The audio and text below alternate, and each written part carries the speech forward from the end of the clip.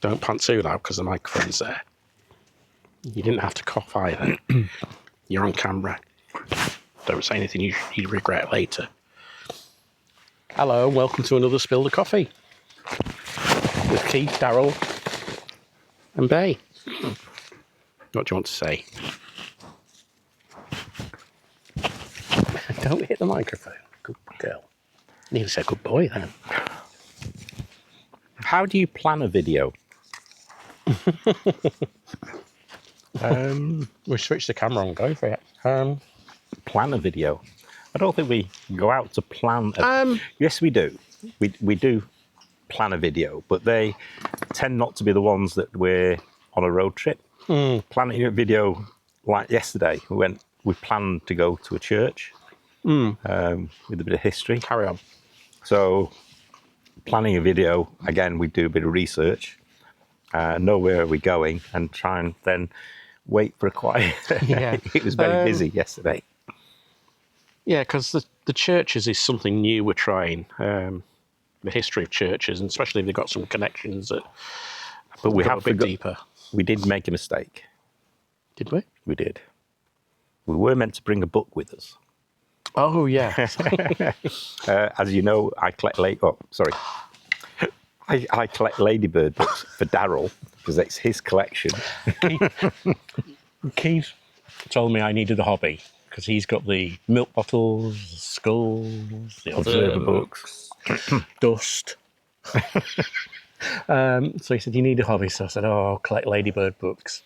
So that started him off.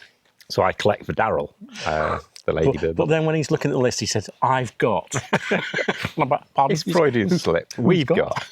Or you've got. But there's two ladybird books.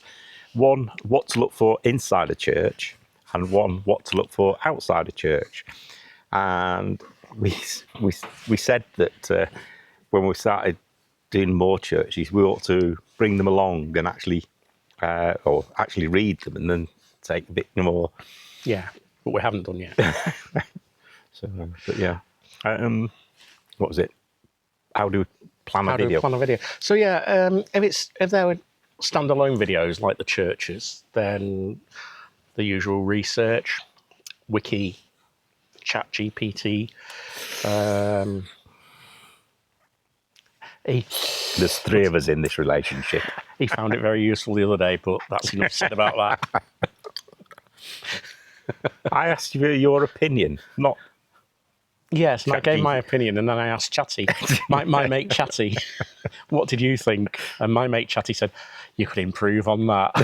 That's all I'm saying. So yeah, research. We've gone from having the book you used to see us with to writing prompt cards now because it's just easy for us. And then go and film it and hope for the best, basically. And I suppose we do that, plan where we're going on trips as well. So that, yeah, I was going to say to a lesser extent. It's not, is it? But it's standalone videos is a bit more straightforward planning. Yeah. If it's a trip, then it's like right on. Not that day, but in this block, I suppose, of filming, there's going to be where to go and what to see, and take it from there. That was a long ramble for that one, going on about your collection of ladybird books. Our collection, your collection.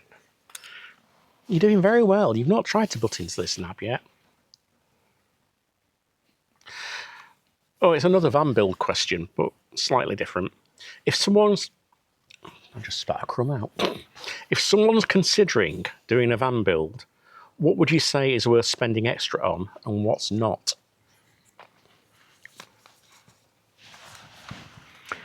A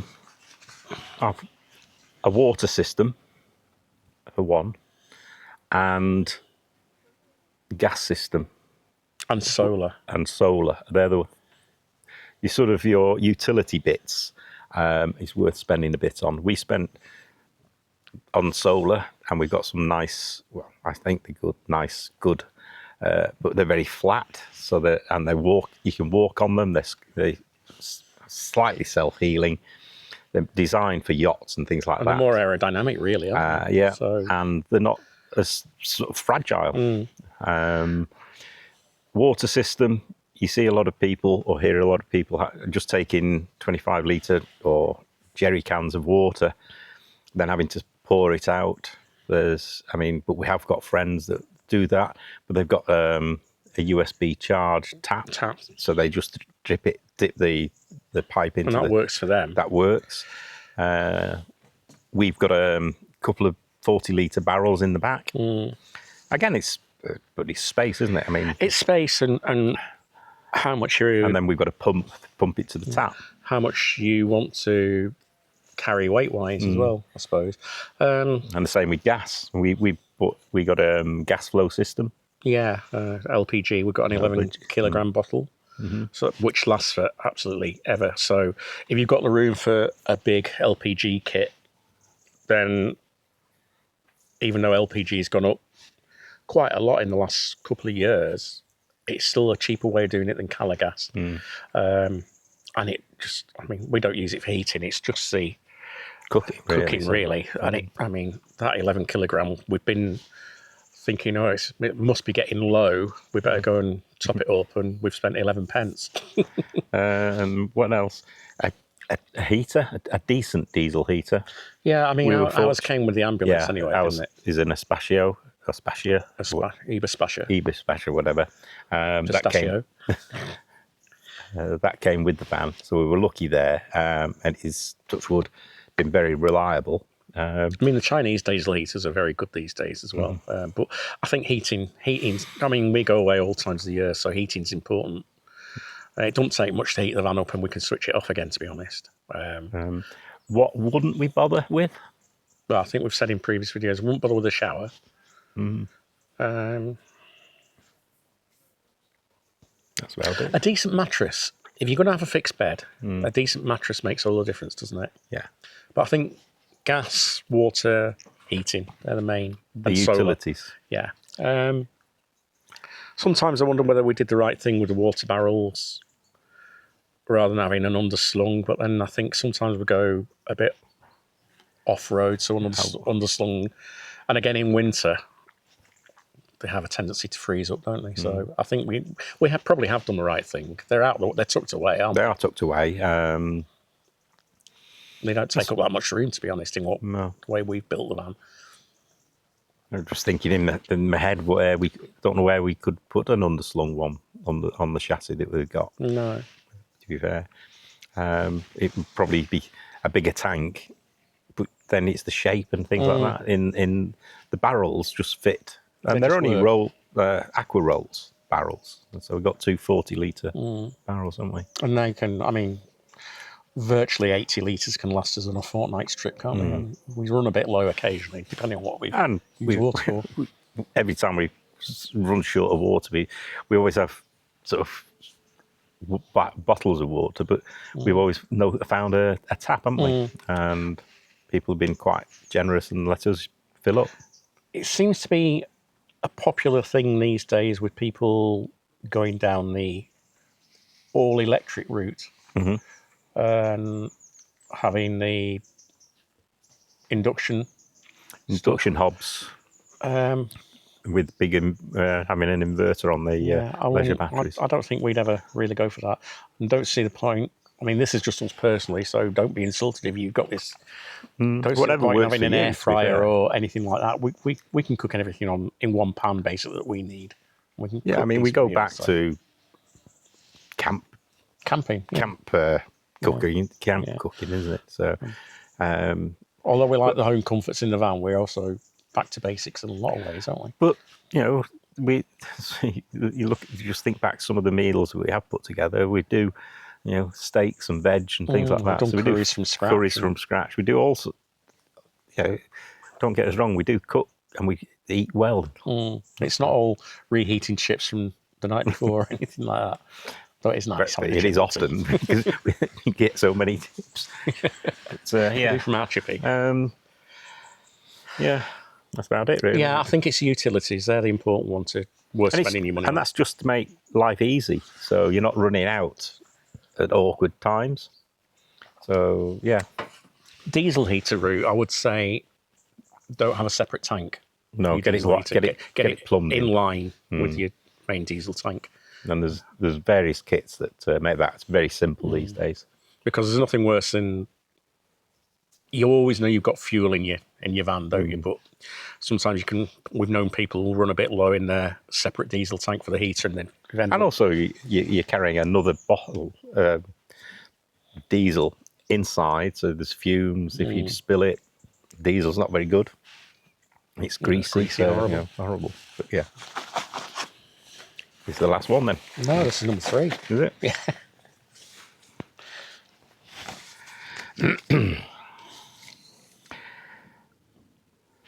What was your original goal for the channel, and have your goals shifted over time?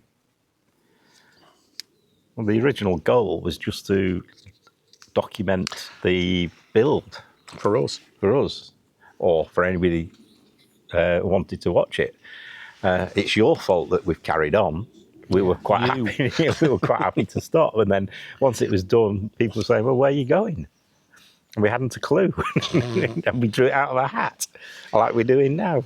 And then it carried on. And then what was it? How's it changed? Or what was it? Oh, What were your original goals, and have your goals changed? Yes, the goals have changed. Obviously, I think if goals hadn't changed, it had been very boring for us and for you as a viewer. As you know, we've moved more towards the history side of things now, as well as sharing day-to-day van life. Some people get a bit narked that we call it van life when we're only going on holiday in the van or weekends in the van or whatever, but it's still van life. So some people get narked because van life is you're living in your van full time.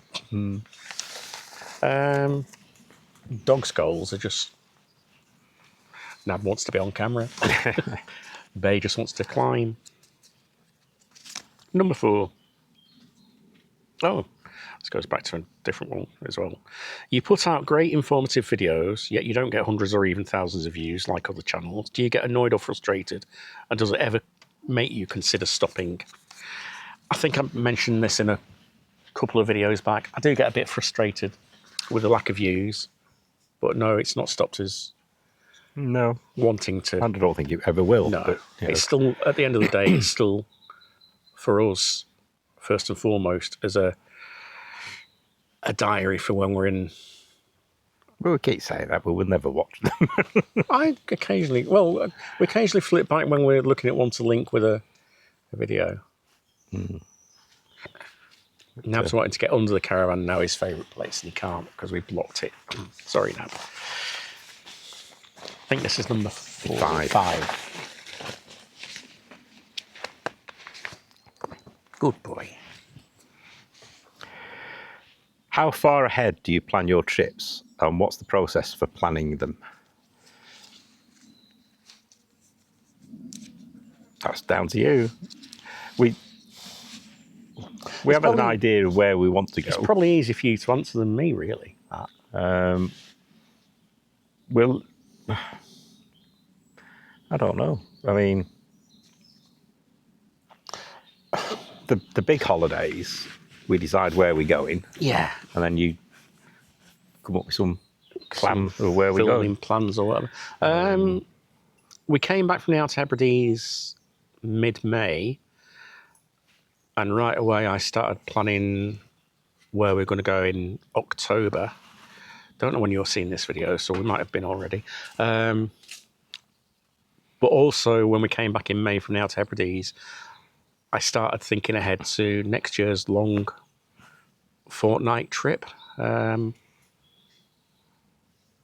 it was probably going to be one or two places. But to be honest, you're a bit easygoing, aren't you? So you just go along with whatever I suggest, don't you, really? So, yeah, it can be up to a year ahead, depending on the length of the trip we're going on. So, I mean, it just goes, if you're planning a summer holiday, you could be planning 2 or 3 years in advance if you're going abroad, long distance. Going on so Yeah, we need to plan where we're going, or think about where we're going in advance, and then that gives you all the time in the world. Yeah, to, especially with like the